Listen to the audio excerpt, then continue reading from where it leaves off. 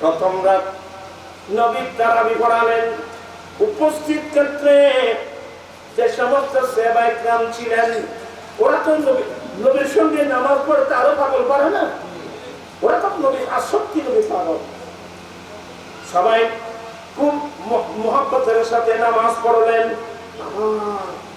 এমন মজার নামাজ, এমন মজার ইবাদত। যারা নবীর সঙ্গে প্রথম রাত তারাবি পড়লেন, ওরা সকাল বেলায় নামাজ পড়ে ঘর থেকে বেরিয়ে এরা পাগলের মতো কার সাথে দেখা হবে, গত রাত্রে যে নবীর সঙ্গে নামাজ পড়েছি এই খবর কিভাবে দেব। বাজারে গেল, হাঁটতে গেল, মাঠে গেল, ভাইয়া গত রাত্রে আমরা নবীর সঙ্গে তারাবির নামাজ পড়েছি, বেশি মজার নামাজ। তাই নাকি? বলে হ্যাঁ। তো যারা ওই জামাতে যায় নাই, ওরা বলে তাহলে তো আমরাও যাব। সুবহানাল্লাহ। তারপর দিন দেখা গেল মসজিদে নবী শরীফে মানুষ একেবারে অনেক বেশি হয়ে গেল। সবাই আমার নবীর সঙ্গে তারাবির নামাজ পড়লেন। সকালে ফজরের নামাজ পড়ে ওরা যখন চতুর্দিকে ছড়িয়ে পড়লো, বাজারে, হাটে ঘাটে, মাঠে, ভাইয়া আমরা এত মজার নামাজ পড়েছি নবীর সঙ্গে, তো যারা যায় নাই অন্যরা বলে তাহলে তো আমরাও যাব। তারপরে রাত্রে দেখা গেল মসজিদে নবী শরীফের মধ্যে জায়গা নাই। এমন নামাজ আমাদের এখানেও হয়, নামাজ আপনাদের এখানে হয় না? রমজান শরীফে তো বাপরে বাবা, মসজিদ মসজিদ রোজ যান, বেশির মধ্যে 2-3 রাত। কথা বলছে না কেন? এরপর থেকে মুসল্লি বাড়ে না কমে? বিয়ে কর যেতে যেতে খাতার মসজিদের ভিতরে ডুবে যায়। এগুলো হলো জোশের নামাজ। আমার ভাইয়েরা, ওই মসজিদে নবী শরীফে ভরপুর হয়ে গেল। ঠিক আমার দয়াল নবী এসে নামাজ পড়াই দিলেন। চতুর্থ রাত মসজিদে নবী শরীফে তিল পরিমাণ জায়গা নাই, সাহাবার উপর সাহাবা পড়তেছে, দেখতেছেন নবী আসতেছেন না। আমার নবী আজকে চতুর্থ রাত হুজরা শরীফ থেকে বের হচ্ছে না। সবাই নামাজের জন্য পাগল পাড়া। এক পর্যায়ে যখন বেশি দেরি হয়ে যাচ্ছে, এক পর্যায়ে ইয়া দিলেন তাসলিম, সালাত, আসসালাত। এগুলো আমাদের দেশে আগে ছিল। নামাজ পড়তে না আসলে আজকে সকালে নামাজ সালাত, এটাকে তাসবিহ বলে। আসসালাত, আসসালাত, আসসালাত কয়েকবার তাসবিহ পড়লেন।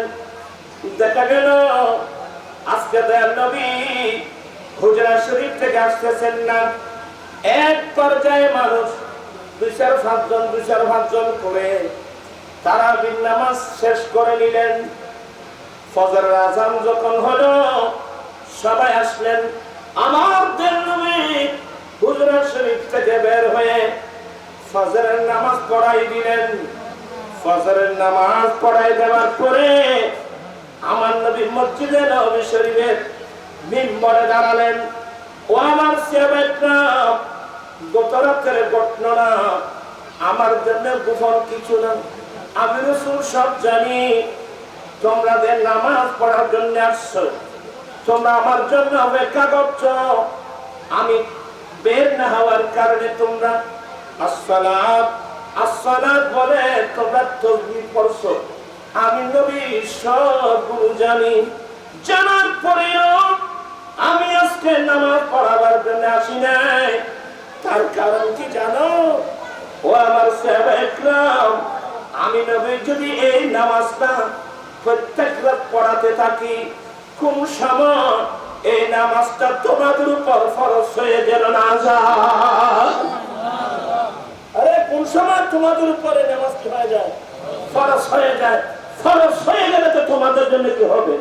কষ্ট হবে।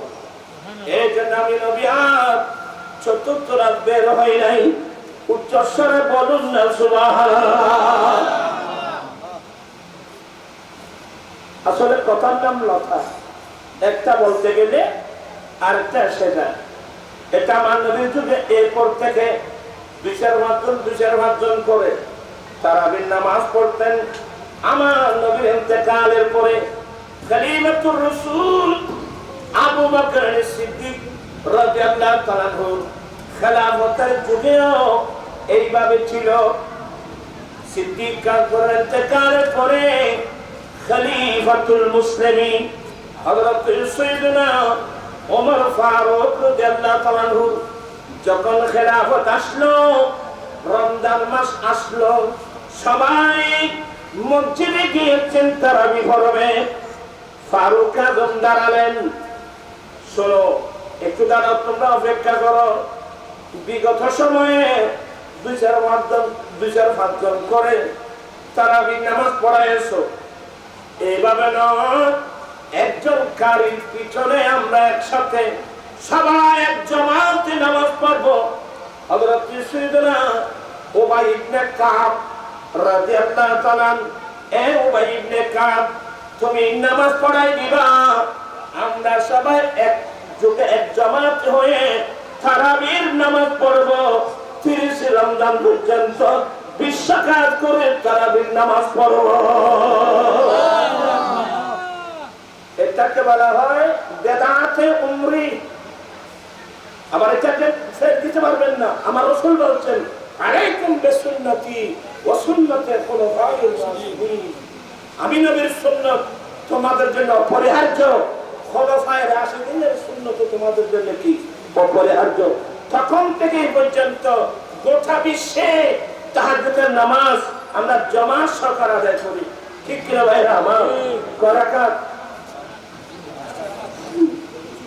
আয়া যে বড় দুটোটা ছিল আগে, তারাবি নামাজ আমরা করাকাত করি 20 রাকাত, কিন্তু ইদানিং দেখা যাচ্ছে 20 রাকাত থেকে কমিয়ে করাকাত আনলো, 8 রাকাতে নিয়ে আসলো। তো ছেলেরা তেমনি ভাবল, মনে মনে দোয়া করলে আল্লাহ আরেকজন হুজুর আসলে যদি বলা হয় করতে হবে না, তাহলে তো আরো ভালো করে নাউজুবিল্লাহ বলবেন না। আমরা 20 রাকাত করতেছি, মালিকি মাযহাবের 36 রাকাত নামাজ পড়ে, জানেন? নামাজ কামাচ্ছেন কেন? ওয়াল্লাযীনা ইয়াবিতুনা লিরাব্বিহিম সুজদান ওয়া কিয়ামা। আল্লাহ ডাইরেক্ট কোরআনে বলেন, যারা রহমানের বান্দা, যারা ওলি গৌস কুতুব আবদাল, যারা আল্লাহর খাস বান্দা, ওরা রাত্রি যাপন করে আপনার খালেক মালিকের জন্য। কিভাবে? সুজদা ওয়া কিয়ামা, সিজদা দিয়ে দিয়ে, কিয়াম করে করে, কিভাবে সারা রাত নামাজ পড়ে পড়ে। আমার জীবন মরণ সাজাবো মাদানি রঙে, আমার জীবন মরণ তোরা ভরেন না, জানো মুখে কিলে দিয়ে যাবে না, ফালতু কথা বলবেন নেই, সবাই মত নিয়ে পড়েন। আমার জীবন মরণ সাজাবো মাদানি রঙে, আমার জীবন মরণ সাজাবো মাদানি রঙে। একটু কষ্ট দিচ্ছে, আর আসবে না, দেবে না। সেই রঙে রঙিন হলে আল্লাহ রাসূল থাকবে আমার সঙ্গে, আমার জীবন মরণ সাজাবো মাদানি রঙে। আমার জীবন আমার মরণ আমি সাজাবো মাদানি রং দিয়ে। মাদানি রঙের অর্থ হলো আমার দয়াল নবীর সুন্নাত দিয়ে। প্রাণ পিসাবেরা, আমরা আমাদের জীবনটা যদি দয়াল নবীর সুন্নাত দিয়ে সাজিয়ে নিতে পারি, কবরে হাসরে কিয়ামতের কঠিন দিনে আপনার পাশে আমার পাশে কেউ নাই, আমার দয়াল নবী তো থাকবেন। কথা বলছেন না কেন? আমার গায়ের লম্বি থাকবে, বিশ্বাস আছে? হাত উঠাই বলো বিশ্বাস আছে।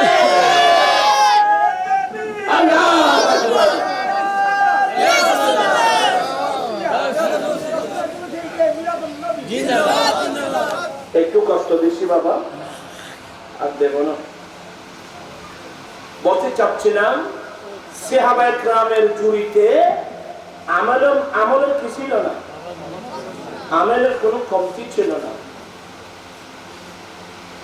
আবার সাহেব রাখছো না, তাহলে বিরান মতো আছে না, খাবার দৌড় কি বলবে পরে বইটা কথা কেন নিজের মানে আয় বাদে মেজাজ মিথ্যে মানে আর এতে বানাই দিয়ে যাবে আসামি করতে আর না করতে মাথু বয়সে রেখে গরম সহলঙ্গুলো হয়তো ছলঙ্গুলো ধরেছে আয় খেতে চিনি মানুষ কন্যায় কষ্ট করে গরম করে বাবা তারা কসম করে বলে সিটি এলাকায় থাকেন, রাতের ৩টা-৪টা পর্যন্ত ট্রাকের মধ্যে মাল বোঝাই করেন না, মাল নামাচ্ছেন না, কিসের জন্য? টাকার জন্য। এলমের জন্য কি করতে হবে বাবু? আউলিয়া কেরামের জীবনী পড়েন, তারপর বুঝতে পারবেন। এটা সহজ মনে করিয়েন না, আল্লাহ পাওয়া এটা সহজ মনে করিয়েন না। আল্লাহ সবাইকে এগুলো বোঝার তৌফিক দান করুন। আমিন। বলতে চেয়েছিলাম সাহাবায়ে কেরামের জুড়িতে ইবাদতের কোনো কমতি ছিল না। তারপরে বললেন নবী গো, কিয়ামতের মাঠে ওঠার জন্য আমার কাছে তেমন কোনো সরু সামান নাই, প্রচুর পরিমাণ নামাজ নাই, প্রচুর পরিমাণ রোজা নাই। সাবধান, আপনারা ভুল বুঝবেন না। নামাজ না নেয়নি, সাহাবায়ে কেরাম নামাজ পড়তেন না, কিন্তু এই কথাটা তিনি কেন বললেন? এই কথা তো তিনি বললেন কি জন্য বললেন? আর হাদিসের মধ্যে উত্তর পাবো। একদিন ঈদুল ফিতরের দিন মদিনাবাসী ঘরের দরওয়াজা খোলা, আজকে ঈদের দিন, আনন্দের দিন, সবাই ঘর থেকে বেরিয়ে গেল, খুশির দিন, আনন্দের দিন। কিন্তু ব্যতিক্রম দেখা গেল খলিফাতুল মুসলিমিন ফারুক আযমের হুজরা শরীফের দরজা বন্ধ। ফারুক আযমের হুজরা শরীফের দরজা বন্ধ। দরজা খুলে দেখা গেল ফারুক আযম মুসাল্লায় বসে এমন ভাবে আল্লাহর কাছে কান্নাকাটি করতেছে। আশ্চর্য হয়ে গেল, হুজুর আজকে ঈদের দিন, মদিনা শরীফের মানুষের দরবারের দরওয়াজা খোলা, আপনি ঘরের দরওয়াজা বন্ধ করে এভাবে মুসাল্লায় বসে কান্নাকাটি করতেছেন, আজকে ঈদের দিন না হুজুর? ফারুক আযম বলেন, আমি জানি আজকে ঈদের দিন, মানুষের ঘরের দরওয়াজা খোলা, আনন্দের দিন, ঈদের দিন, কিন্তু আমার ভাইয়া আজকে ঈদের দিন কার জন্য? যে হালাল রিজিক খেয়ে আল্লাহকে রাজি করার জন্য রোজা রেখেছে, যার রোজাগুলো আল্লাহর দরবার বাবা ছেড়ে বলে টুকা যেতে টুকা চলে যাও।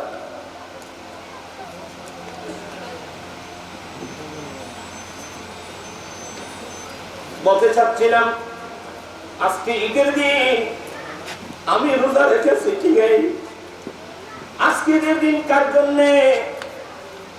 যার রোজা আল্লাহ দয়া করে কবুল করেছেন, সত্যি তার জন্য ঈদের দিন।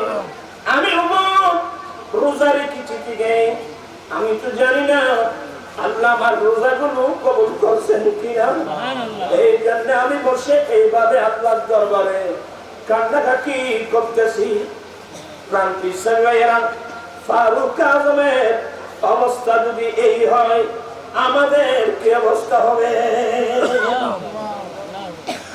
এখন তো আমাদের চোখ থেকে পানি চলে গেছে। এক সময় আমরা নামাজ পড়ে মসজিদে ইমাম সাহেব যখন মুনাজাত করতেন, যেমনি ইমাম সাহেবের কান্নাকাটি, মুসল্লিদের কান্নাকাটি, কয়েক দূর পর্যন্ত মানুষ শোনা যেত, মানুষ আল্লাহর কাছে কান্নাকাটি করত। এখন এগুলো আছে? আর বুঝতে বলো সবুজ মানি নেই আর ওরা কাপ্তায় হতো না আর সবুজ মানি নেই। হ্যাঁ, আল্লাহর প্রেমে কান্নাকাটি আছে কই বাবা? চোখের পানি বন্ধ হয় আর হাতি দিয়ে আর আগে দিনে আল্লাহ রে আর মামার আগে আর মামার আগে বাম্মার আগে ওরে কান্নাকাটি।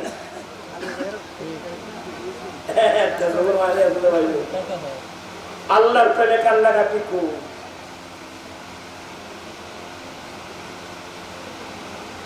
বুখারী শরীফে পাবেন উস্তানে হান্নানা একটা পিলার খেজুর গাছের স্তম্ভ মসজিদে নববী শরীফে যে স্তম্ভের উপর মসজিদে নববী শরীফে দাঁড় করানো হয়েছে একটা খেজুর গাছ মদিনা শরীফের খেজুর গাছ দিয়ে আছে ওইটাকে মসজিদ বানিয়েছেন। আমার নবী ওই মারা খেজুর একটা স্তম্ভের সাথে ফিট লাগিয়ে দাঁড়িয়ে দাঁড়িয়ে আমার নবী খুতবা দিতেন। আল্লাহ, আমার নবীর অবস্থা দেখে একজন সাহাবী মহিলা বলেন, নবী গো আমাকে একটু পারমিশন দেন না, আপনি আমাকে পারমিশন দেন, আমি একটা মিম্বার বানিয়ে আনতাম। আমার নবী পারমিশন দিলেন, যাও তুমি মিম্বার বানিয়ে আসো। কারণ আমার নবীর ফিট মুবারক, আমার নবীর শরীর মুবারক নরম তুলতুলে। হযরত আনাস বিন মালিক আমার নবীর খাদেম, ডাইরেক্ট 9.5 বছর পর্যন্ত আমার নবীর খেদমত করতেন। আনাস রাদিয়াল্লাহু তাআলা বর্ণনা দিচ্ছেন, আমি আনাস মদিনার জমিনে অনেক নরম নরম রেশম দেখেছি। আমার দয়াল নবীর নূরানি শরীর ওই নরম রেশমের চেয়ে আরো নরম ছিল।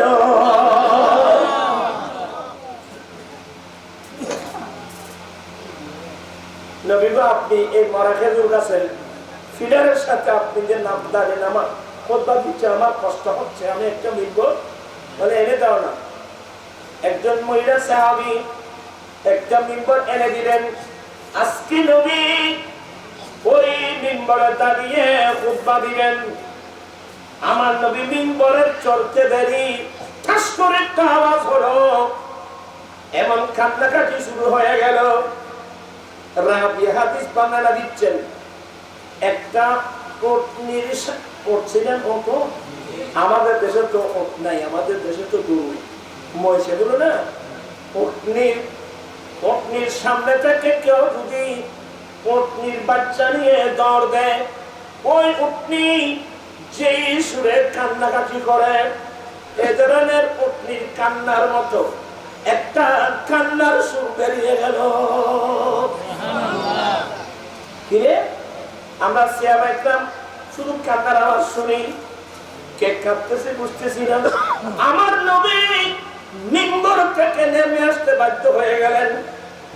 আমার নবী এসে ওই খেজুর গাছের স্তম্ভ, যে খেজুর গাছের সাথে ফিট লাগিয়ে আমার নবী খুতবা দিতেন, ওই গাছের সাথে হাত লাগিয়ে বলছেন, এটার নাম উস্তানে হান্নানা, উস্তানে হান্নানা, তুমি এইভাবে কেন কাঁদছো?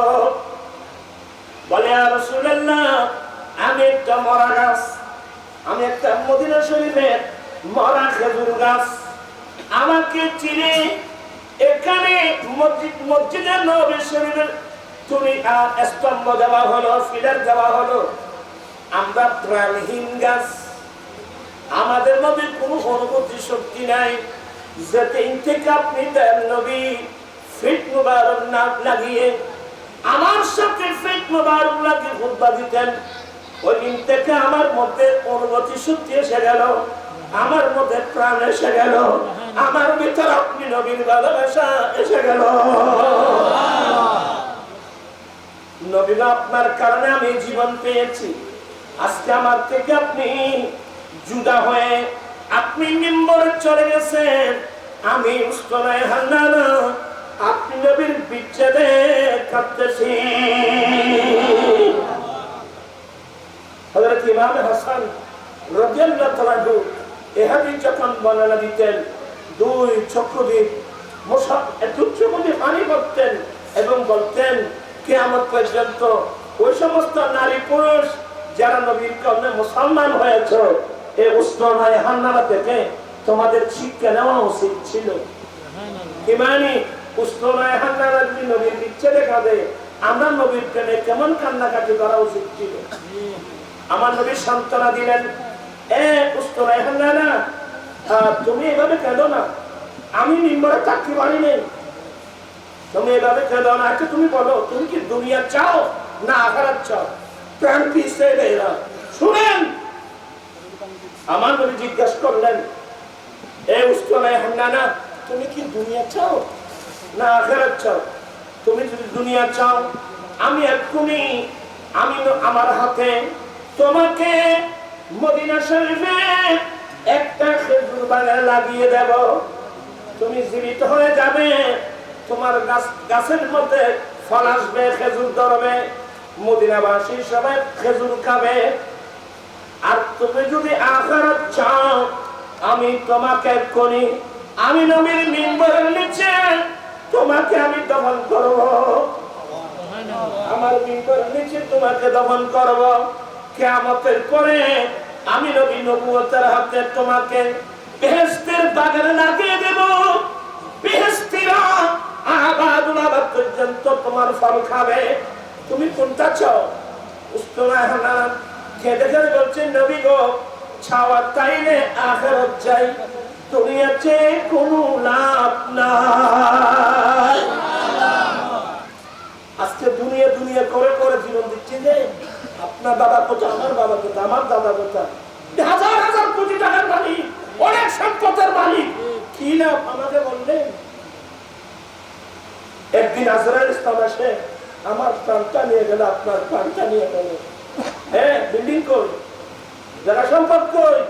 যে জায়গা সম্পদের পিছনে বসে আল্লাহর কোরআন ফেলে দিয়েছেন, নবীর হাদিস ফেলে দিয়েছেন, দ্বীন ধর্ম ফেলে দিয়েছেন, যে দুনিয়া পিছনে পড়ে লাভটা কি? এই জন্য আমি বললাম যে আমরা যারা মুমিন মুসলমান, আমাদের জন্য সবচেয়ে বড় সম্পদ ঈমান। এরপর সম্পদ হলো ইলমে দ্বীন। যে ইলমে দ্বীন অর্জন করে কেউ গৌসুল আজম হয়েছেন, কেউ খাজা গরিব নওয়াজ হয়েছেন, কেউ গৌসুল আজম ভান্ডারী হয়েছেন, কেউ ওলি গৌস ইমাম বুখারী হয়েছেন, মুসলিম হয়েছেন, তিরমিজি হয়েছেন, জাকাত ওলি হয়েছেন, কুতুব হয়েছেন, ওই ইলমে দ্বীনের মাধ্যমে। ঠিক কিনা ভাইরা আমার? আমি দুটো নসিহত করে অল্প সময়ের মধ্যে আমি ছেড়ে দেব। আপনাদের এখন অনেক কষ্ট হচ্ছে, আমি দেখতেছি। আল্লাহুম্মা সাল্লি আলা সাইয়্যিদিনা মুহাম্মাদ।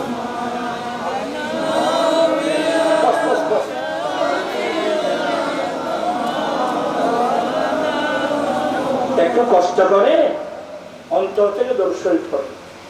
আল্লাহুম্মা সাল্লি আলা সাইয়্যিদিনা নাবিয়িনা মাওলানা মুহাম্মদ। আল্লাহ তুমি দয়া করো,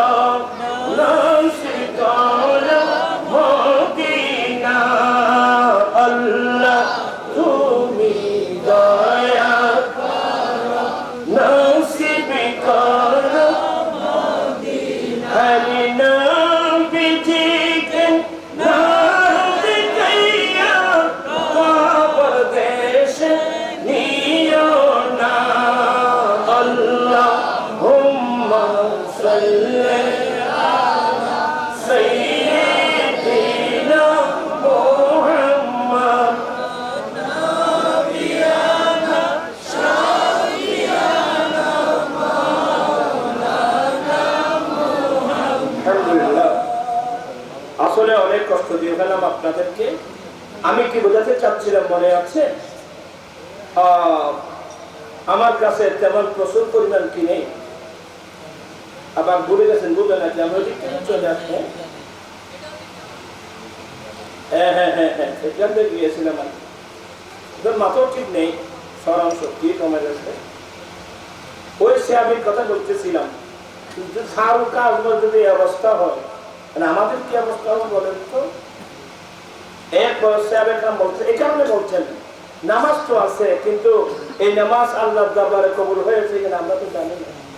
এই জন্য সাহাবা বলেন, নবী গো, আমার কাছে প্রচুর পরিমাণ নামাজ নাই, আমার কাছে প্রচুর পরিমাণ রোজা নাই। কি মানে?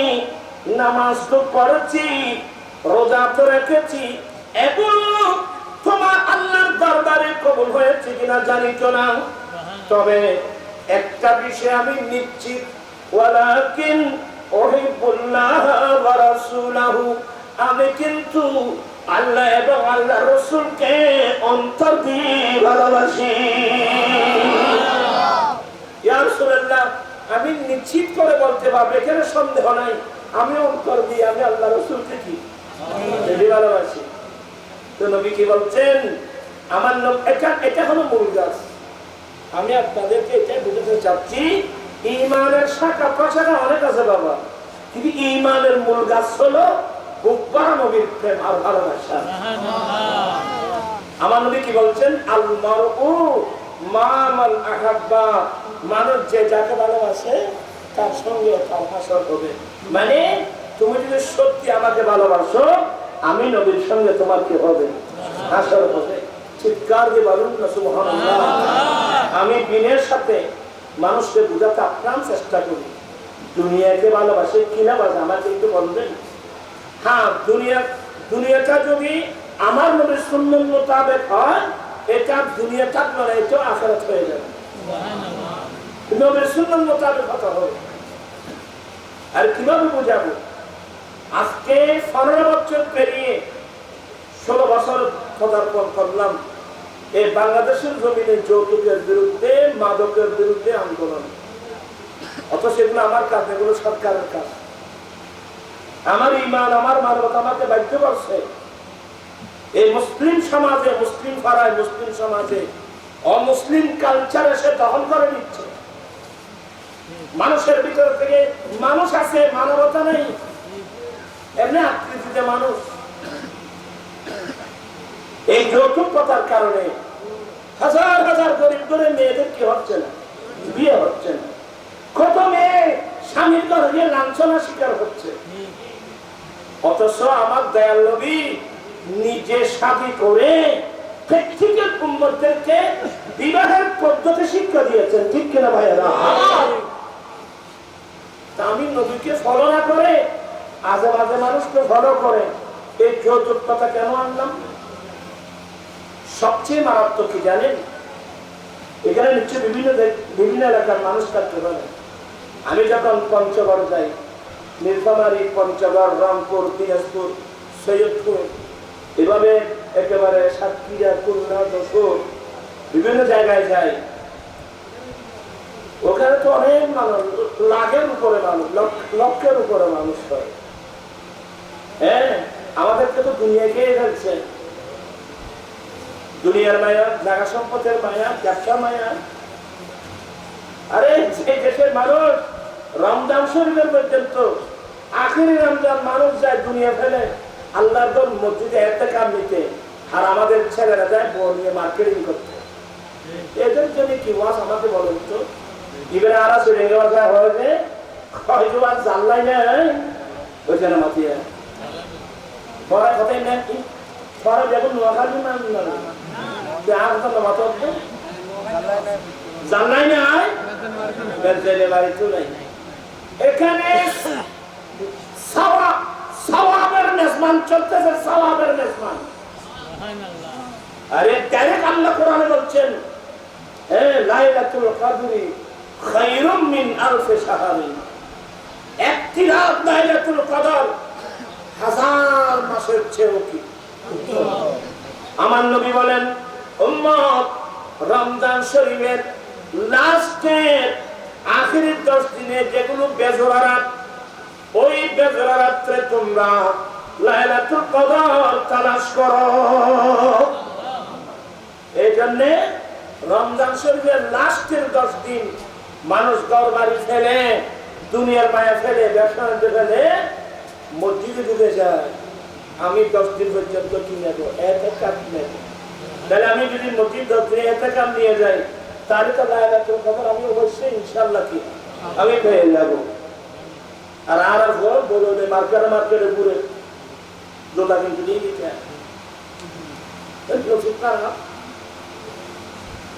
আল্লাহ সবাইকে এগুলা বুঝার তৌফিক দান করো। তো ওই জায়গায় যখন আমি যৌতুকের বিরুদ্ধে কথা বলি তো অনেক ভাই বলে মুরব্বী নবী হুজুর বাবা আমাদের এখানে যৌতুক নাই, আমাদের এখানে যৌতুক কথা নাই। আমার লজ্জায় নিচের দিকে হয়ে যায়। আমি চট্টগ্রামের মানুষ, মোগল আমল থেকে চট্টগ্রামের নাম ইসলামাবাদ। যারা ইতিহাসের ছাত্র তোমরা বলতে পারবা মোগল আমল থেকে চট্টগ্রামের নাম কি ইসলামাবাদ। কিন্তু আজকে দুঃখনীয় বিষয় হলো সত্য, ইসলামাবাদ থেকে ইসলাম একেবারে চলে যাওয়ার পথে। বেদাতে সেইয়া অপসংস্কৃতি আমাদের সমাজকে গ্রাস করে নিচ্ছে। আর আমরা তো সবাই চুপচাপ বিরিয়ানি খাচ্ছি, আরামসে ঘুমাচ্ছি, জান্নাত কবরে, তারপর বুঝতে পারবেন আপনার ভূমিকা কি। আপনার সমাজের যৌতুক চলতেছে, আপনার ভূমিকা কি? আপনি কি আপনার পরিচয় জানেন? কুনতুম খায়রা উম্মাতিন উখরিজাত লিন-নাস তা'মুরুনা বিল মা'রুফ ওয়া তানহাউনা আনিল মুনকার। হে আমার প্রিয় রাসূলের উম্মত, তোমরা সবচেয়ে উত্তম উম্মত। আমি তোমাদেরকে পাঠিয়েছি তোমরা মানুষকে ভালো কাজের নির্দেশ দিবা, খারাপ কাজ থেকে মানুষকে বিরত রাখবা। এর দায়িত্বটা আমরা পালন করেছি। আপনার ওয়াইফ নামাজ পড়ে, আপনার ছেলে মেয়ে নামাজ পড়ে, জিজ্ঞাসা করছেন কোনদিন? আমার নবী বলেন মুরু সিবিয়ানাকুম বিসসালাহ ইদা বালাগু সাবআ সিনিন। উম্মত তোমরা তোমাদের ছেলেদেরকে নামাজের নির্দেশ দাও যখন তাদের বয়স 7 বছর হয়। আর যখন 10 বছর হয়ে যায় দেখতেছো নামাজ পড়ে না, প্রয়োজনে মেরে মেরে তাকে নামাজ পড়াও। ভাইজান বলুন, আপনারা যারা আমার ছেলের কথা বলছি, মুরব্বীদের কথা বলছি না, তোমরা যারা ইয়ং তোমরা বলো তো তুমি মসজিদে গিয়েছো? তুমি মসজিদে গেলে তোমার মসজিদে গেলে কজন পাওয়া যায় মুসল্লি? আল্লাহ সবাইকে এই নসিহত গুলো কথাগুলো বুঝা আল্লাহ সবাইকে তৌফিক দান করুন, আমিন। আসলে কথার নাম লতা, একটা বলতে আরেকটা এসে যায়, একটা বলতে আরেকটা এসে যায়। তো আমরা এই পর্যন্ত যা কোরআন হাদিস বললাম, আমরা যে জিনিসটা বেরিয়ে আসলো অন্তর দিয়ে দয়াল নবীকে ভালোবাসার নাম কি? ঈমান। এ পর্যন্ত আসছেন তো? এবার আমার প্রশ্ন, হুজুর আমরা তো একে অপরকে ভালোবাসি, হ্যাঁ আমি আমার ওয়াইফকে ভালোবাসি, আমার ওয়াইফ আমাকে ভালোবাসে,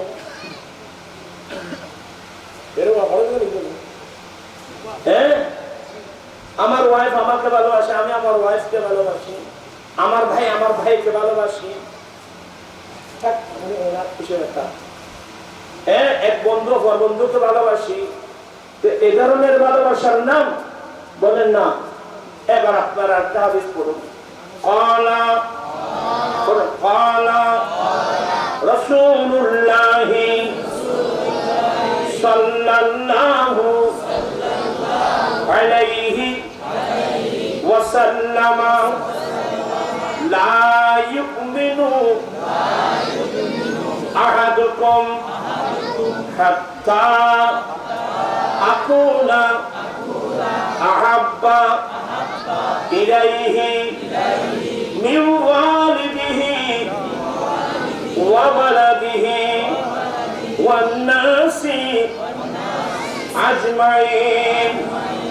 আমার দয়াল নবী বলেন উম্মত তোমাদের মধ্যে নারী পুরুষ কেহই ততক্ষণ পর্যন্ত পূর্ণ মুমিন হতে পারবে না যতক্ষণ পর্যন্ত তোমাদের মা বাবা, তোমাদের স্বামী স্ত্রী, সন্তান সন্ততি, পৃথিবীর বুকে তোমরা যে যাকে যতই ভালোবাসো না কেন, সবার ভালোবাসার চেয়ে আমি নবীর ভালোবাসা যতক্ষণ পর্যন্ত বেশি হবে না ততক্ষণ পর্যন্ত কি হয় তোমরা মুমিন হতে পারবে না। আমার ভাইরা অতএব আমার মা, আমার বাবা, ছেলে, সন্তান, স্ত্রী, পুত্র, এক কথায় পৃথিবীর মুখে আমরা যে যাকে যতই ভালোবাসি, সবার ভালোবাসার চেয়ে আমি নবীর ভালোবাসা কি হতে হবে? আর আমার নবীর ভালোবাসা কি হতে হবে? বেশি হতে হবে। তাহলে আপনি, আমি মুমিন। এখন আপনি আপনার কাছে প্রশ্ন করুন, আমি কি আদৌ আমি আমার জানের চেয়ে আমার নবীকে বেশি ভালোবাসি? আমাদের ছেলে না পড়ে না, আমরাও পড়তাম, এখন তো বয়স বেশি। মদিনা আমারি জান, মদিনা আমার প্রাণ, মদিনাতে আছে নামাজ জানের জান। আপনারা পড়তে পারেন না, কষ্ট হচ্ছে, একটু অভ্যাস করুন। মদিনা আমারি জান, মদিনা আমার প্রাণ, মদিনাতে আছে নামাজ জানের জান। ও গো মদিনা আমায় ডাকো না, তোমায় দেখার তরে আমার মন হলো বাঞ্ছা। মদিনা আমার জান, মদিনা আমার প্রাণ, মদিনাতে আছে নামাজ জানের জান। মদিনায় যিনি আছেন উনি আমাদের জান না, উনি আমাদের জানের জান। নবী আমাদের প্রাণের প্রাণ। আন-নবিয়্যু আওলা বিল মুমিনিনা মিন আনফুসিহিম। নবী ঈমানদার মানুষের কাছে যা তাদের জানের চেয়ে আরো উত্তম, তাদের জানের চেয়ে আরো কাছে। ঠিক ভাবে বলুন না সুবহানাল্লাহ। এই ঈমান, এটার নাম ঈমান। এটা আমাদের মূল সম্পদ। কি বললাম বাবা? এটা আমাদের মূল সম্পদ, এটা আমাদের মূল সম্পদ। এটা থাকলে আমি আখিরাতের মধ্যে মুক্তি পাবো। এবার একটা হাদিস শোনাবো বাবা। আল্লাহু আকবার। আমার দয়াল নবী অষ্টম বিজরিতে মক্কা বিজরি আল্লাহর দরবারে কাবার সামনে দাঁড়িয়ে বিশ্ববাসীর উদ্দেশ্যে আমার নবী বলছিলেন, ইন্নাল্লাহা হাররামা মাক্কাতা ইয়াওমা খালাকাস সামাওয়াতি ওয়াল আরদ। এই মক্কাবাসী, এ আমার উম্মত, রব্বুল আলামিন যেদিন থেকে 7 আসমান 7 জমিন বানিয়েছেন, সেদিন থেকে মক্কার জমিনে যুদ্ধ করা, মক্কাকে হারাম বানিয়েছেন। সুবহানাল্লাহ। রব্বুল আলামিন যেদিন থেকে 7 আসমান 7 জমিন বানিয়েছেন, ওদিন থেকে আল্লাহ মক্কাকে কি বানিয়েছেন? হারাম বানিয়েছেন। বিদায় মক্কার জমিনে যুদ্ধ করা হারাম, মক্কার জমিনে যুদ্ধ করা হারাম, মক্কার জমিনে গাছ কাটা হারাম, মক্কার জমিনে শিকার করা হারাম। এবার আমার নাম বলেন, ও মক্কাবাসী শুনো, আমি নবী দুনিয়াতে আসার প্রায় 51 দিন পূর্বে ইয়েমেনের বাদশা আবরা বিরাট বিরাট হস্তি বাহিনী নিয়ে এই মক্কার জমিনে এসেছিল আল্লাহর খানায় কাবা নষ্ট করার জন্য। কিন্তু রব্বুল আলামিন সেদিন কুদরতি ব্যবস্থাপনার মাধ্যমে আল্লাহ নিজে মক্কার পবিত্রতাকে রক্ষা করেছেন। সুবহানাল্লাহ। সেদিন থেকে আল্লাহ নিজেই মক্কার পবিত্রতা কি করেছেন? রক্ষা করেছেন। এমনের বাদশা হস্তি বাহিনী বিরাট বিরাট হস্তি বাহিনী এসেছিল আল্লাহর দরখানায় কাবা ভেঙে ফেলবে, নষ্ট করবে। আমার আল্লাহ সেদিন কুদরতি ব্যবস্থাপনা, ওই ছোট ছোট পাখি, আবাবিল মানে দলবদ্ধ ছোট ছোট পাখি, ছোট ছোট পাখি পাঠিয়ে সবাই ছোট ছোট পাখি একেবারে। এই জন্য হাজিরা ওই যখন শয়তানকে পাথর মারে, খবর তো 200 টাকা এত বড় পাথর, মানে কত কথা মারিবে না। আরে বাবা, শয়তানকে বড় পাথর মারলে শয়তানের নকশা মোটা হবে, সে আমাকে অনেক বড় মনে করছে। আর যখন আমরা একেবারে সানা বোটার মতো ছোট পাথর নেব, বলে এর দৃষ্টিতে আমি কিছুই না। আপনার কথাগুলো বুঝতেছেন? এই জন্য এগুলো জানতো। অনেকে জোতা মারে, অনেকে মানুষ সাধারণ মারিবে জায়গায় দিতে, এগুলো আর দুষ্টামি। ছোট ছোট পাথর, ছোট ছোট ফাঁকি। হ্যাঁ, 3টা গুলি, কয়টা? একটা টুকে, একটা দুটা পারে। একটা যখন মারলো, ওই মানে আবরা বাদশার হস্তি বাহিনীর মাথার উপর দিয়ে ঢুকছে, উপর দিয়ে ঢুকে তার ফায়খানা রাস্তা দিয়ে বের হয়ে হাতির ফিটার মধ্যে ঢুকে তার নারী পুরুষ বের করে ফেলে। একটা মধ্যে আল্লাহ ছোট ছোট বাকি নিয়ে আল্লাহ নিজে কুদরতি ব্যবস্থাপনার মাধ্যমে আল্লাহ আল্লাহর মক্কার হেরামের পবিত্রতা আল্লাহ নিজে কি করেছেন? রক্ষা করেছেন। সুবহানাল্লাহ। এবার আমার নবী বলেন, উম্মত কিয়ামতের আগে দাজ্জাল বের হবে। কানা দাজ্জাল বের হবে, দাজ্জাল বের হবে। এই দাজ্জাল আল্লাহ তাকে অনেক শক্তি দেবে, সারা পৃথিবী বিচরণ করবে, কত ইমানদার মানুষকে বেঈমান করবে। সে নিজেকে খোদা বলবে, কিন্তু তার কপালে লেখা থাকবে কাফের। যারা সত্যিকার মুমিন ওরা বলবে তুই বলছিস তুই খোদা, তোর কপালে লেখা দেখছি তুই কাফের। যার কারণে তাকে শহীদ করে দেবে, অনেক মানুষকে শহীদ করে দেবে। দাজ্জাল গোটা পৃথিবী ঘুরবে।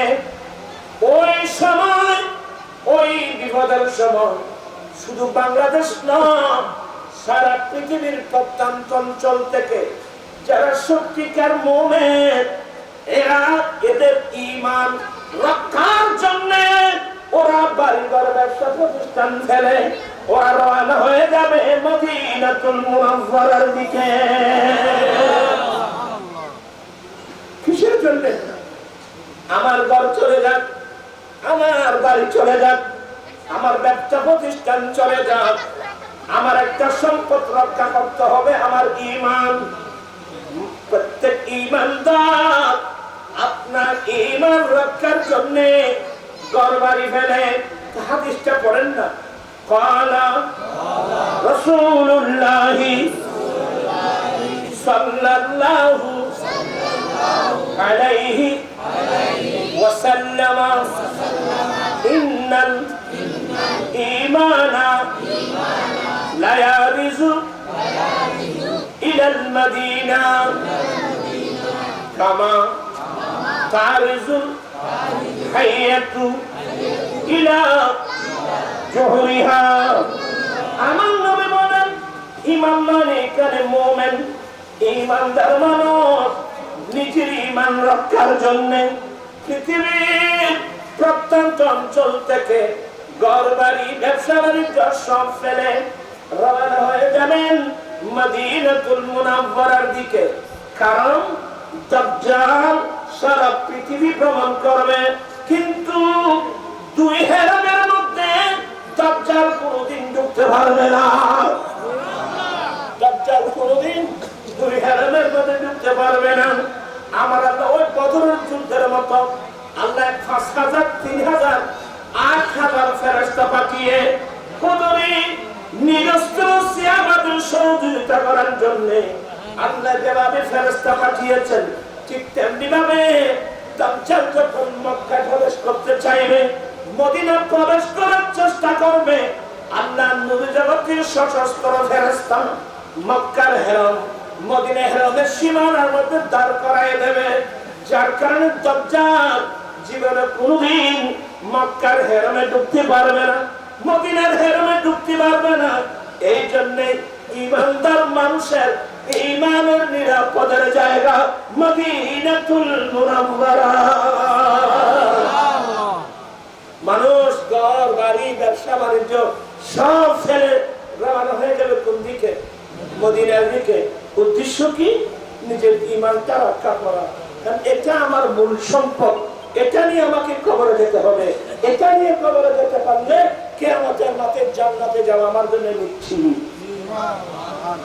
সোনার মদিনা আমার প্রাণের মদিনা, মারাবে আমরা দেশগুলোর মানুষ ধরেছিল বল কিছু।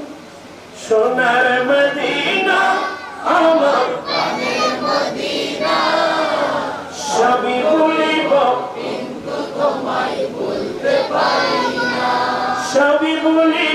কিন্তু তোমায় ভুলতে পারি না। ভুলিনি, ভুলবো না, ভুলতে পারি না।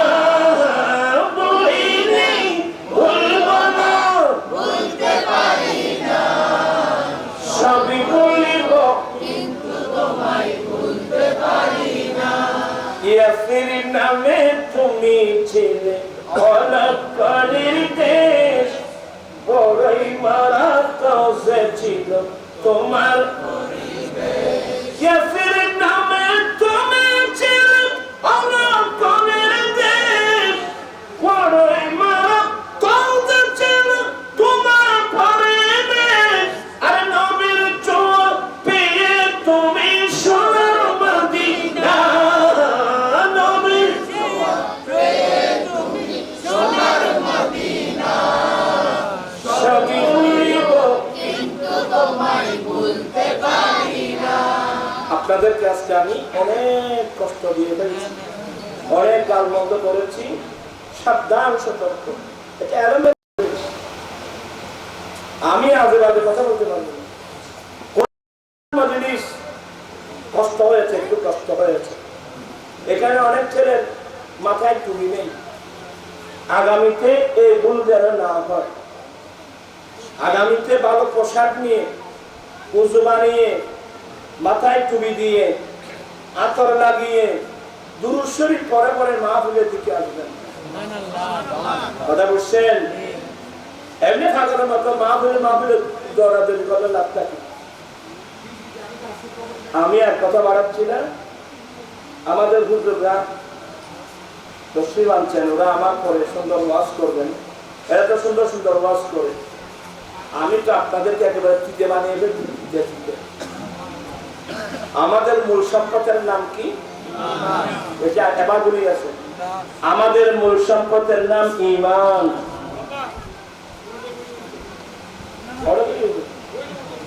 এখন তোমারা বলতে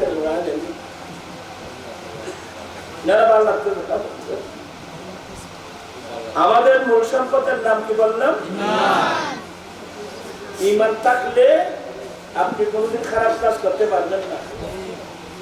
এবার আসুন, তো বুঝলেন এতগুলো মুসলমান, এখন তো জেনারেল হিসাবে বেড়ে গেছে। কি বলেন?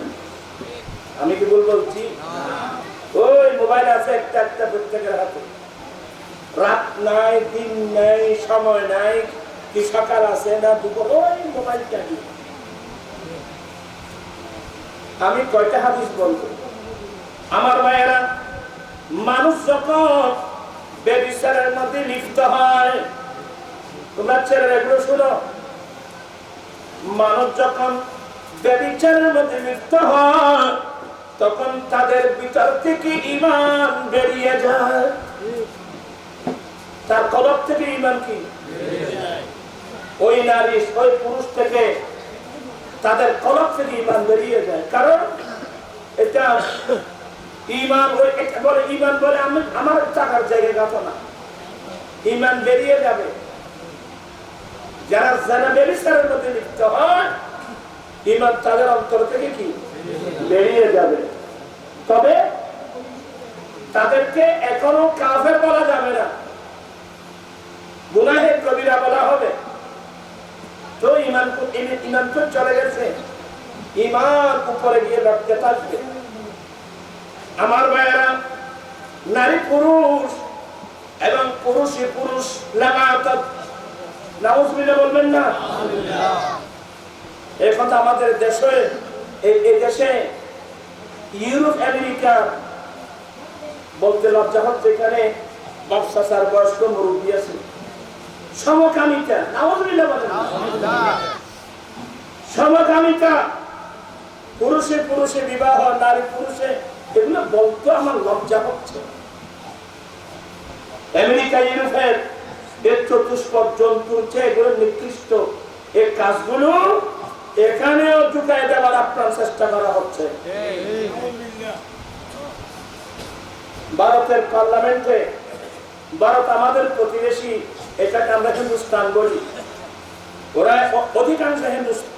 ওখানে কিন্তু 25 কোটি মুসলমান, কত আমাদের বাংলাদেশে এত কোটি মুসলমান নেই।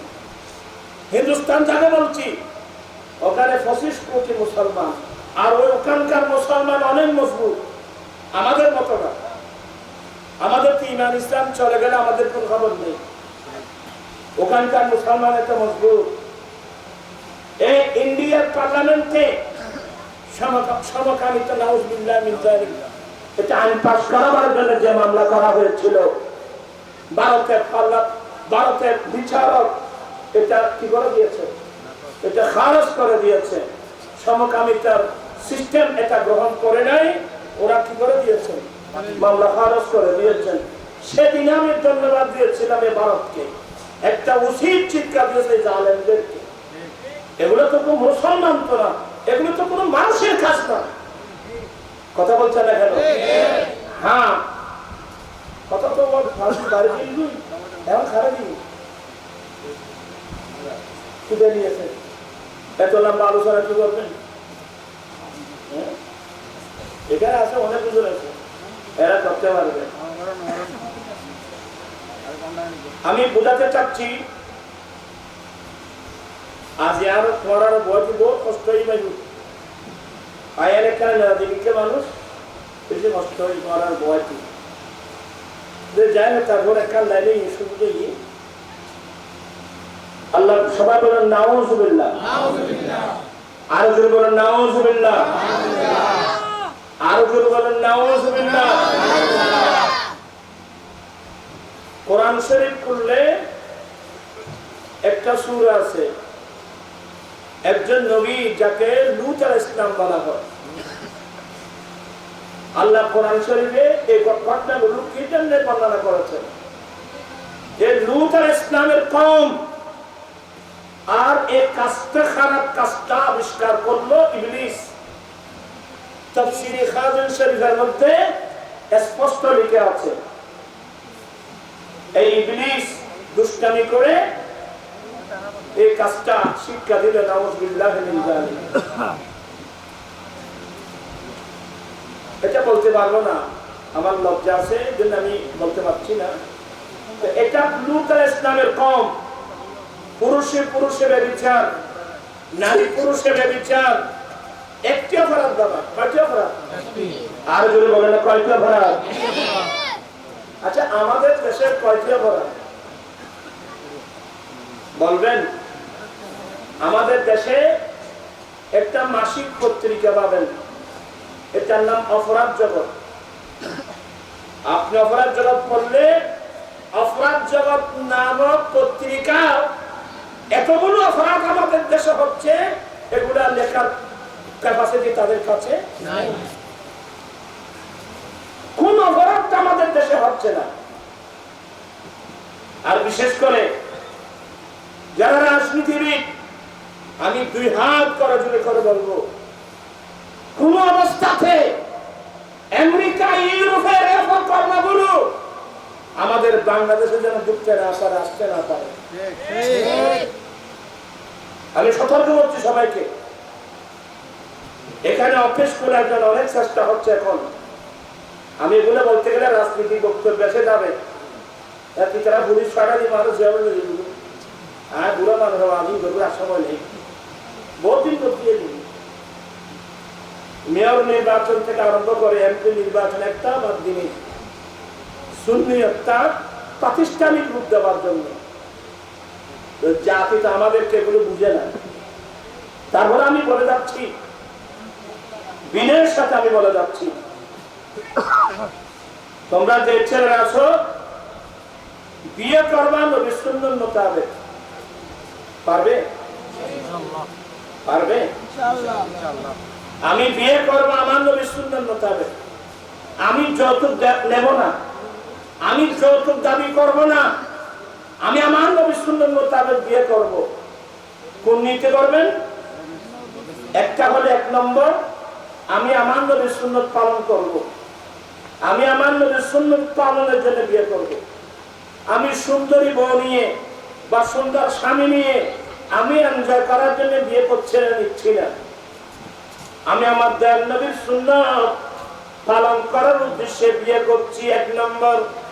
দ্বিতীয় নম্বর, আল্লাহ আলেমুল আমাদের জবানে শুনেছি মানুষ মারা গেলে 3 প্রকারের মানুষ মারা যাওয়ার পরেও তাদের আমলনামা কিয়ামত পর্যন্ত চালু থাকবে।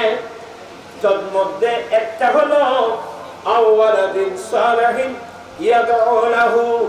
কোন মানুষ যদি দুনিয়াতে যাওয়ার সময় 2-1 নেককার ছেলে রেখে যেতে পারে, যে ছেলেগুলো 5 ওয়াক্ত নামাজ পড়ে আল্লাহর কাছে দোয়া করবে, আল্লাহুম্মা রাব্বিরহামহুমা কামা রাব্বায়ানি সগীরা।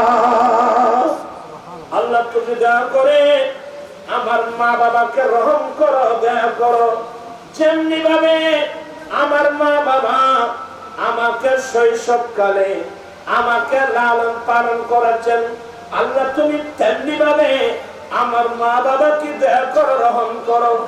এই ধরনের দোয়া করলে সেই ছেলের দোয়ার দ্বারা মা বাবা আমার কিয়ামত পর্যন্ত চলতে থাকবে।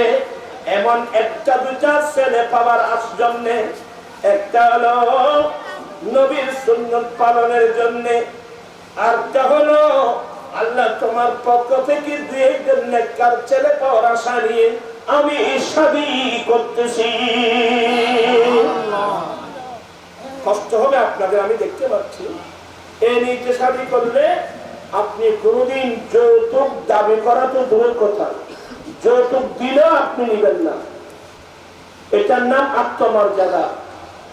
আমি আমার ছেলেদেরকে বলছি, আমি প্রয়োজনে রিক্সা টেনে উপার্জন করব, আমি প্রয়োজনে ঠেলাগাড়ি টেনে উপার্জন করব, আমি প্রয়োজনে দিন মজুরি কাজ করে উপার্জন করব, তারপর আমি ভিক্ষা চাইব না। যৌতুক সামান্য কমপ্লিট হিসাবে ভিক্ষা চাইব। এই খারাপ পদ্ধতিটা বেদাতে সেইয়া দফন করা দরকার আছে কিনা? আমি আজকে এমন কয়েকজন ছেলে দেখতে চাই বলে, হুজুর আমি কিন্তু যৌতুক ছাড়া করবো সব। এমন কোন ছেলে আছে আজকের মাহফিলে একটু হাত উঠাই সমর্থন করতে পারবা? ও একজন ভালো করে তোলো। কজন হলো দেখেন তো? অনেক দেখতেছি। নারায়ে তাকবীর, নারায়ে রিসালাত, নারায়ে গাউসিয়া। অনেক ছেলে হাত তুলে ওয়াদা দিয়েছে ওরা যৌতুক ছাড়া শাদী করবে। আল্লাহ তুমি তাদের ওয়াদা কবুল করে না। একটু কষ্ট দেব, তোরা দেখে বড় বড় করতে পারি তখন নিতে আগে আর দিন আর আমাদের সাথে তো নাম তো যখন একটু নিজের মারি বইয়ের বাংলা বরণ করবে, মানুষ ব্রেন ওয়াশ বরণ করবে, এটা ইবলিসি মেশাব করে নিয়ে আরো মাথার কিছু। আমরা ইমামুল আহমেদের উম্মত হওয়ার পরেও আমরা সিরাতে মুস্তাকিম জান্নাতের রাস্তা আমরা চোখে দেখতেছি না। ইবলিস আমাদেরকে বিন্দু পথে নিয়ে যাচ্ছে, ঠিক কিনা ভাই? এরা আমার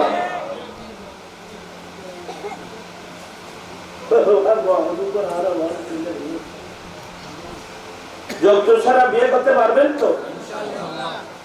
অনেক গরিব মানুষ আছে, আমরা সরকার আমরা কিছু পাইতাম, আমাদের খানার ঘরে নরিয়জুক মার্ডার করে দিচ্ছে। বাবা আমি গরিব ফ্যামিলির ছেলে, আমি তোমাদের মতো বড় বড় পয়সাওয়ালার ছেলে না, আমরা গরিব ফ্যামিলির ছেলে। গরিবদের দরিদ্রতা কি তোমাদের চেয়ে আমি বেশি বুঝি।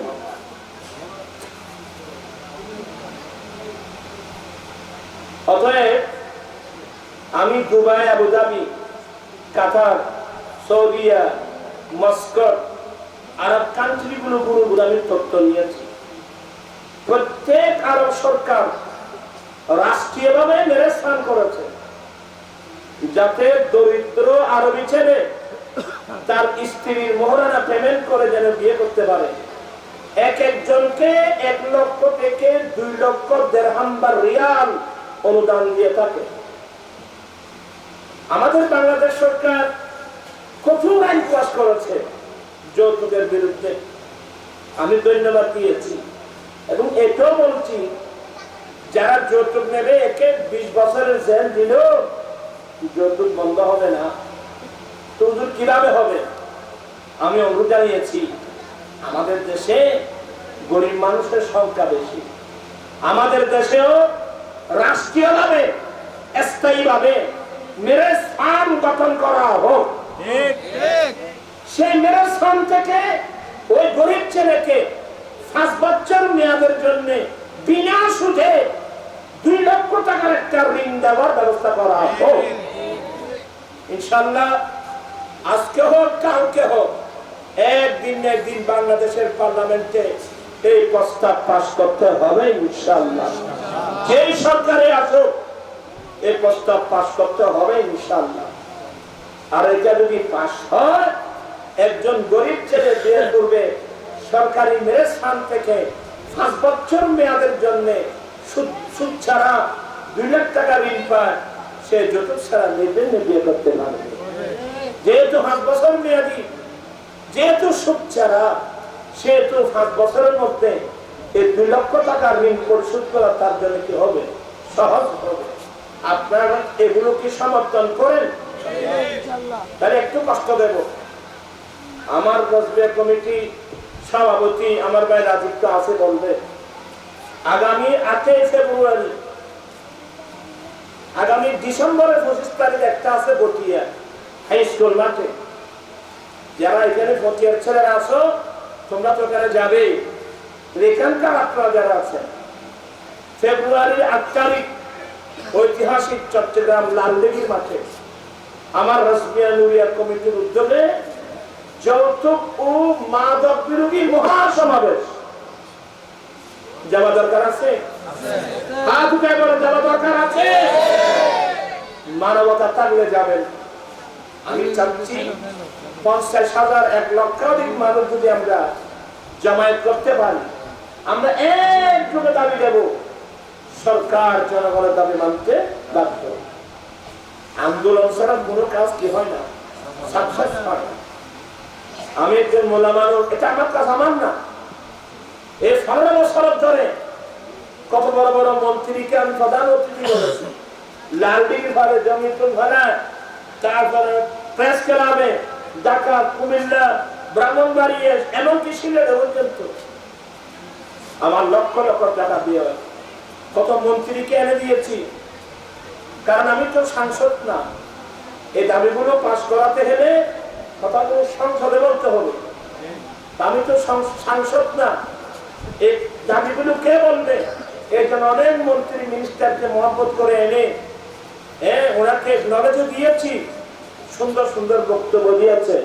কিন্তু কোন মন্ত্রী মিনিস্টার বাংলাদেশের সংসদে দাঁড়িয়ে একটি ভালো এই গুণাগার আন্দোলনের কথা বলেন। আমার ভাইয়েরা, মন্ত্রিত্ব চিরস্থায়ী না, আমরাও কোনো কেউ চিরস্থায়ী না। সবাইকে একদিন কবরস্থানে চলে যেতে হবে। মানুষ আসে, মানুষ যায়, মানুষের কর্মগুলো থেকে যায়। একটু গরিবের পাশে দাঁড়ান না। এই সিটি এলাকার সংবাদ নেন না, কত করার মতো আত্মরাজ চলতেছে। যার 1-2টা মেয়ে আছে, তার চোখের ঘুম কি হয়ে গেছে, আরাম হয়ে গেছে।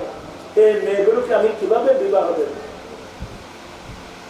তাই আমি আপনাদেরকে কষ্ট দিলাম, আপনাদেরকে কিছু কষ্ট দিলাম। আর আপনারা বিয়ে করবেন যৌতুক ছাড়া। অনেক বাইরে হাত উঠাইছেন যে তোমরা যৌতুক ছাড়া বিয়ে করবে। সত্যি যদি করো, তোমার জন্য একটা বিরাট পুরস্কার আছে। বলে এটা কি হলো? পড়ুন। সবাই বলতেছেন রাসূলুল্লাহ সাল্লাল্লাহু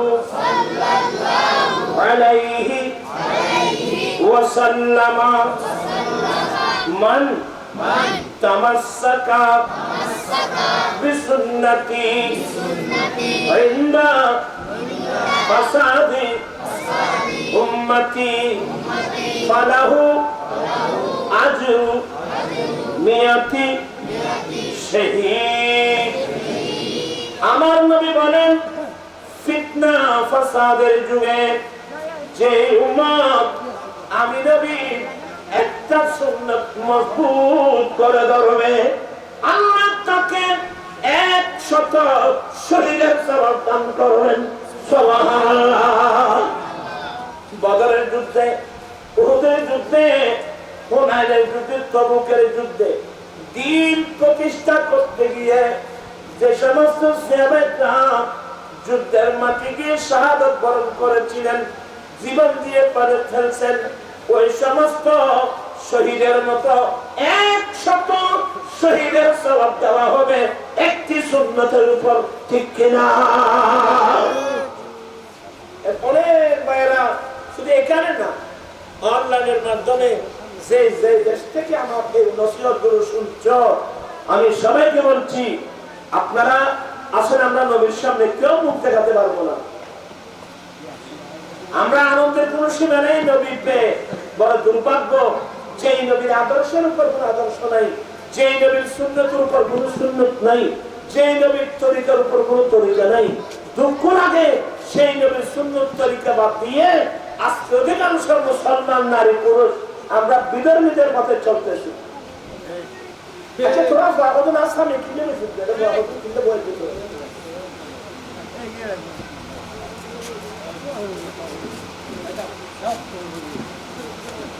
না না, দোষী তারা দোষ তোরা তোরা তো আগে বসতে নাই, তোরা আগে ওই বসায় আর বসে আর গরম করে বিপদ দিতে পারি। ইয়ার যত সারা বেরিয়ে তো বিয়ে যখন মাথে নেই বাবন কি বলে কামেল বেশি চাইবে কিছু দেওয়ার খা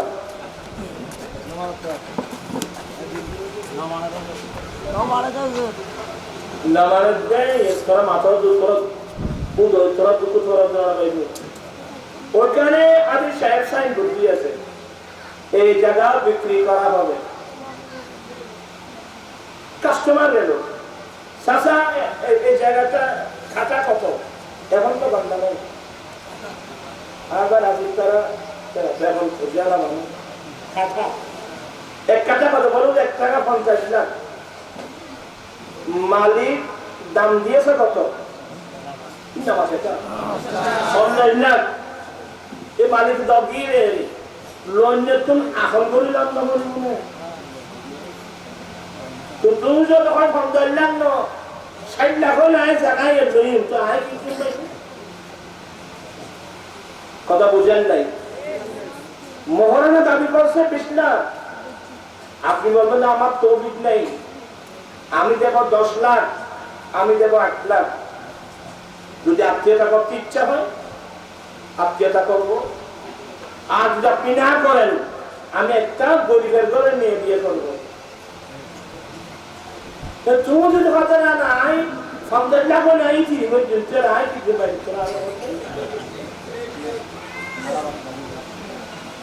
আমি কি বুঝাতে পারলাম?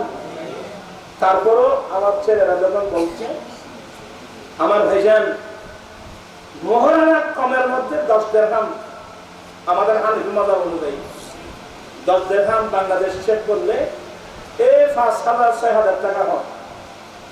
দিরহাম 2 দিরহাম নয়, আমার সাইজ ধরে উল্টো উল্টো বুঝে 500 দিয়ে না আর কমা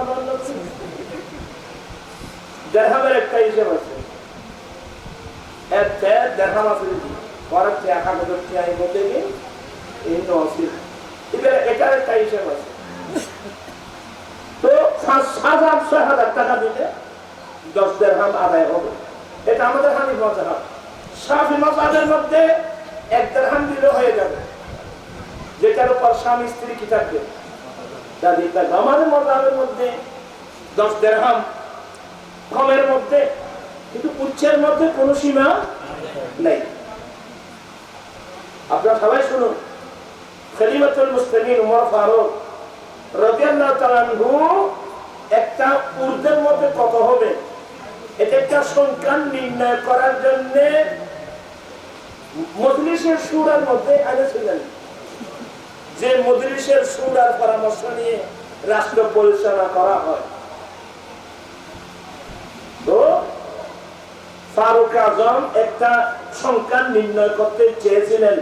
একজন মদিনা শরীফের আনসারী মহিলা দাঁড়িয়ে প্রতিবাদ করলেন, আমিরুল মুমিনিন, আল্লাহ দিচ্ছেন, আপনি নিষেধ করছেন কেন? ফারুক আজম ওখানে বসে গেছে। আয় আজ বহুত বড় কুকুর দিবা তোরা আরো অন্ধকার টানিতে মনে হলো ইনকে বদল এই লইয়া আমাকে বদল দিচ্ছে না না দুয়া বাতিতে এই বলে হতো তো আর আজরা তুমি আসলে তুমি আর দেখো তো রাওয়াই দিবে এরা অবশ্যই শু ওই ইঞ্জিনিয়ারে তো সাকিব দিন যাবে ওই ওদের সাকিব দিন বাবুরা আপনারা কি মনোযোগ জানার দিকে আছেন নাকি? আমাদের উচ্চ সীমানা না থাকলে আমাদের একটা সীমানা আছে। আল্লাহ বলেন ওয়াকাযালিকা জাআলনাকুম উম্মাতান ওয়াসাতান লিতাকুনু শুহাদাআ আলান নাসি ওয়া ইয়াকুনার রাসূলু আলাইকুম শাহীদা। এবং তেমনিভাবে আমি তোমাদেরকে মধ্যম উম্মত বানিয়েছি। একটু মনোযোগ করুন। জাআলনাকুম উম্মাতান ওয়াসাতা, আমি ঠিক তেমনিভাবে তোমাদেরকে মধ্যম উম্মত বানিয়েছি। এখানে মধ্যম মানে উত্তম, আর যে কোনো মধ্যম জিনিস উত্তম, বেশিও না কম না। আপনারা কি বুঝতেছেন? তো বেশিও না কম না, যে কোনো মধ্যম জিনিস, মধ্যম জিনিসটাকে মধ্যম পন্থাটা হলো উত্তম। এটার নাম আহলুস সুন্নাত ওয়াল জামাত, এটার নাম সিরাতে মুস্তাকিম বাইনাল ইফরাত ওয়াত তাফরীদ। বেশিও না কমও না, আমাদের একটা সীমা আছে, আমরা মধ্যম উম্মত। অতএব বর্তমান আধুনিক যুগ, আমরা মহরানা মধ্যম পন্থা নির্ধারণ করব, ঠিক আছে? আবার আরেকটা মশলা, সবার আর্থিক অবস্থা এক সমান নয়। মধ্যম বলতে যে লোকটা ব্যবসায়ী হোক, শ্রমিক হোক, তার আর্থিক অবস্থা যে পর্যায়ে, ওখানকার মধ্যম। আমি খুব বিনয়ের সাথে বলছি, আপনারা 30 লাখ 40 লাখ 20 লাখ এই মহারানা গুলো এনে ধরছেন, সবাই তো আছেন। আমি 40 লাখ। আচ্ছা, স্বামী স্ত্রীর মহারানা 40 লাখ টাকা আপনি কামিং করছেন, এই নিকাহ মোতাবেক এই কামিং তার স্ত্রীর কাছে পেমেন্ট করছেন, এমন কি একজন দাঁড়ান তো? দাঁড়ান না। 20 লাখ 30 লাখ 40 লাখ কজনে দাঁড়িয়ে কজনে পেমেন্ট করছেন, এগুলো স্ত্রীর সাথে ধোঁকাবাজি, এগুলো ধোঁকাবাজি। কেন লিখলেন আপনি? আরেকটা মশলা মনে রাখবেন, আপনি তো লিখাই দিলেন 30 লাখ, স্বামী যদি মারা যায়, ওনার সম্পদ বন্টন করার আগে স্ত্রীর মোহরানা প্রতি করতে হবে, এগুলো খরচ হবে। কিন্তু কজনে দিচ্ছেন? আসলে আমরা কিয়ামতের মাঠে সবাই বেশি যাবো। কোরআন আমাদের করে, হাদিস শরীফ আমাদের করে, কোরআন সুন্নাত কাজকে আমরা কেন আমরা কোন পথে যাব? আমি আমার ইয়ং জেনারেশন যারা আছে, আমি কোনো মুরব্বীদেরকে বলছি না, ওরা তো বাচ্চার মতো বয়স্ক মানুষ আছে, আমি ছেলেদেরকে বলছি, তোমরা, আমি অনুরোধ জানাবো মহারানা কোনো নগদ পেমেন্ট করার জন্য। এই নগদ পেমেন্ট করার সিস্টেম এসে গেলে তখন সব ঠিক হয়ে যাবে। 20 লাখ টাকা লিখে দেয় না, নগদ দেবে একটু,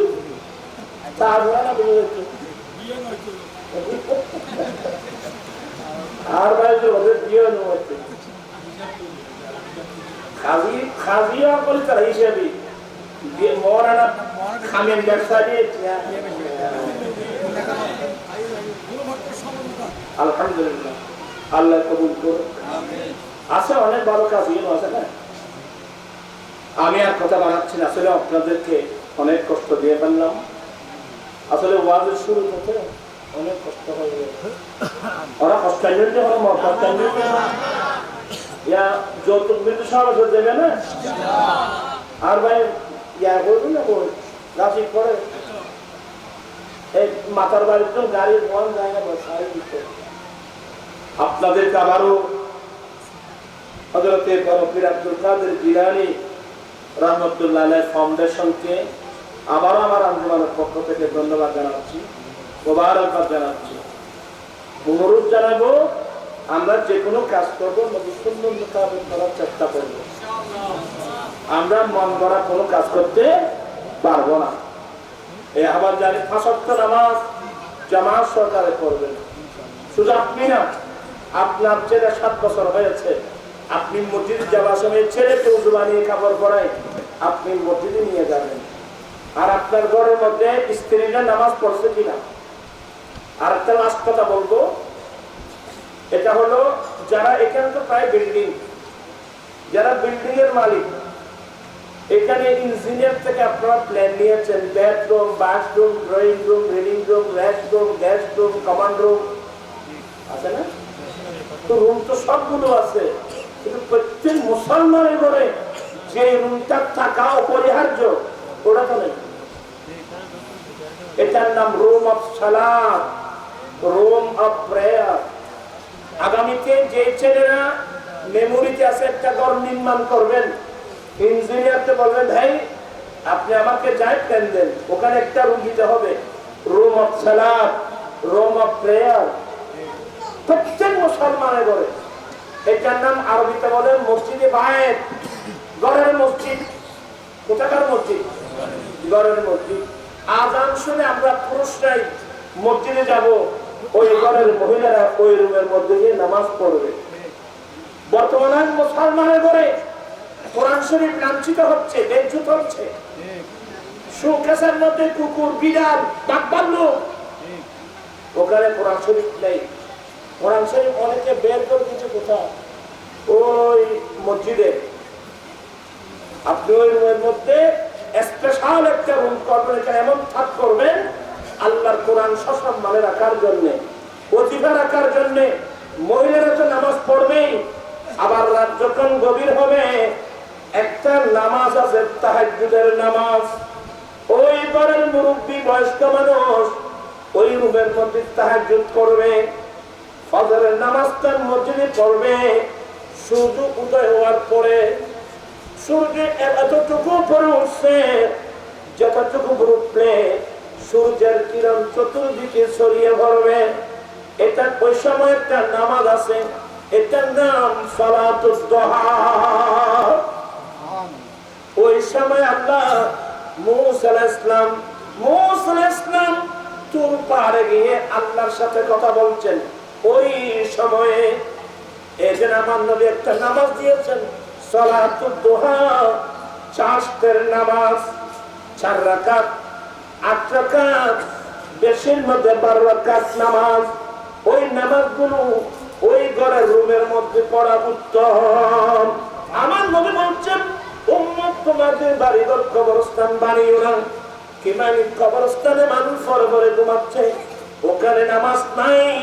তোমরা ঘরকে কবরস্থান বানিয়ে নামায়নি, তোমরা তোমাদের ঘরকে নামাজ থেকে খালি করবো না। এখন তো অনেক ঘরের মধ্যে রাত্র দিন সিনেমা, টেলিভিশন না, টেলিভিশন না মোবাইলে মাই বক্তব্য সাথে শাস্ত্র আছে মোবাইল উগত অনুগত আমি স্যার এটিএম ভাগ পরে তো আল্লাহ হেফাজত করো। আমি সবাই কাজটা অনেক কষ্ট দিয়েছি, আমার ভাষা কথা দ্বারা কষ্ট পাইলে আমাকে মাফ করে দেবেন, মনে কষ্ট হচ্ছেন। আল্লাহুম্মা আমিন। মাওলানা সাল্লাল্লাহু দাইমান আবাদান আলা হাবিবিকা খায়রুল খালকি কুল্লিহিম রব্বুল আলামিন। পীর আব্দুল কাদের জিলানী রাহমাতুল্লাহ আলাইহি ফাউন্ডেশনের উদ্যোগে আয়োজিত আজকের মাহফিল কবুল করে নাও। আমিন। লাইটিং প্যান্ডেল স্টেজ তবরকাতের ব্যবস্থা কবুল করে নাও। আমিন। আল্লাহ শুরু থেকে পর্যন্ত কোরআনে পাকের তিলাওয়াত, নাতে রাসূল, কোরআন শোনার আলোচনা, আবার এখন থেকে শেষ পর্যন্ত উলামায়ে কেরাম যেই বর্ণনা রাখবেন, কোরআন শোনার বর্ণনা করবেন, কিয়াম মিলাদ করবেন।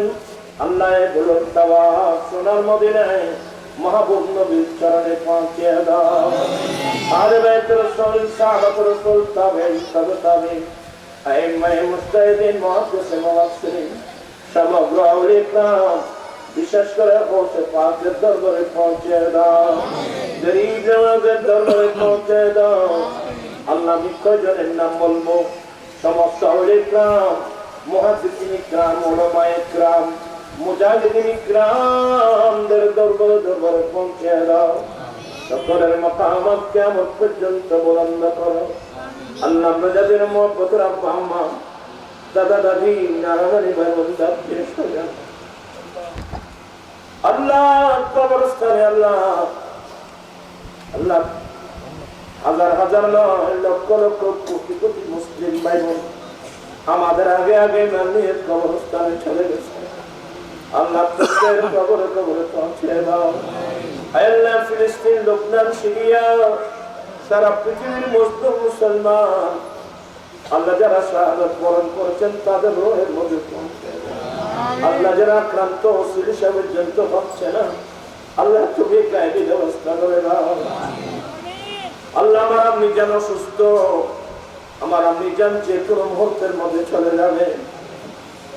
আজকে এখন আমি দেখে আসলাম আমার মামা শাশুড়, ছোট মামা শাশুড় যে কোনো মুহূর্তের মধ্যে চলে যাবে। আল্লাহ আমার বড় ভাইয়ের একমাত্র কন্যা মূল দিয়া পথে ঢুকে আক্রান্ত। এভাবে হাজার হাজার ভাই বোন আমাদের রাজবিয়া কমিটির আমার ভাই আমি জানাম আইয়ুব তাহের আব্বাও যে কোনো মুহূর্তের মধ্যে চলে যাবে। আমার অফিসের কম্পিউটার ম্যান শাহাদাতের আব্বা মারা গেল।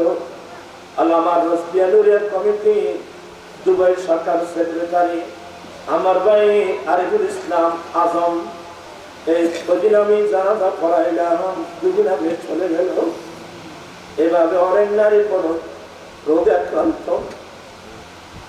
আল্লাহ বিশেষ করে আমাদের কমিটির আল্লাহ সভাপতি ছিল আল্লাহ আমার ভাই হাজি সাহেব আলহাজ নুরুল হক সওদাগর। আল্লাহ মালিয়ারা মাদ্রাসার সভাপতি এবং একটা মানুষ দিয়েছেন আমার ভাই ক্যাপ্টেন সাহেব, ক্যাপ্টেন মাহবুব রহমান সাহেব আমাদের মালিয়ারা মাদ্রাসা তারা একটা মাদ্রাসা বাঁধি নিয়েছেন। আরো অর্ধেক বেঁধে দেওয়ার কথা ওনার ওয়াইফ মারা গেল, কবরস্থানে চলে গেল।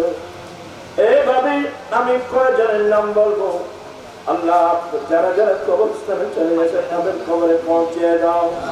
আল্লাহ যারা রোগাক্রান্ত সেবা দাও, খরচ তাহলে মুক্ত করে দাও, বেকার তাহলে তাদের সন্ধান দাও, লাউলাদি তাহলে নেকড়া রাউলা দান করো, চাকরিজীবী তাহলে কমিশন দাও, ব্যবসায়িক তাহলে উন্নতি দাও।